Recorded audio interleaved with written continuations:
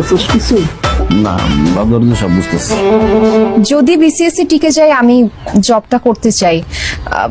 আপনারা টেনশন করবেন না, বিয়ের পরে আমি ওয়ার্ক লাইফ ফ্যামিলি লাইফ দুইটাই মেনটেন করে চলবো। তুমি যেভাবে বর্ডার বর্ডার কথার মাঝখানে মাঝখানে ইংরেজি বলতেছো, এটা দেখে আমরা বুঝে গেছি তুমি বাংলাদেশের বড় পাঠটা দিছো। কিন্তু কত হয়েছে কি, এই যে চাকরি করবা কইলে না, হ্যাঁ চাকরি করলে আর কয় টাকা পাইবা? তারপরে যে চাকরি করে কি জানি কয় রে, যে পেনশন না, পেনশন মেনশন মিলায়া কয় টাকা আর পাইবা তুমি কো? তার চাইতে 10 গুণ টাকা রোজগার কইরা আমার আজিজে ঘরের মধ্যে থুইয়া দিছে। তো চাকরি বাকরি কইরা তুমি খামাকা সময় নষ্ট করবা কেন? দরকারই নাই।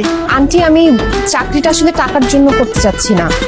বিসিএসসি টিকে গেলে আমি যে জবটা পাবো সেটা খুবই প্রেস্টিজিয়াস একটা জব, আর আশেপাশে মানুষও অনেক সম্মান করবে, আর আমাকে দেখে আমার বাচ্চারাও আরো ইন্সপায়ার্ড হবে। যখন দেখবে তাদের মা বিসিএস ক্যাডার, তখন ওরাও লেখাপড়া করতে চাবে, ওদের জন্যই ভালো।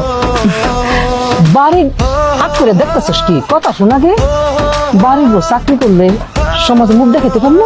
আরে সমাজে মুখ দেখাতে পারবো মানে সমাজ আরো বড় ভাবে মুখ দেখাতে পারবা। কি করলো যে পোলাপানের জন্য মঙ্গল, তার মানে এটা খুবই ভালো হইব। চাকরি তুমি অবশ্যই করবা। সংসার ঠিক রেখে চাকরি করলে আমার কোনো সমস্যা নাই। আর চাকরির যে বেতন পাইবা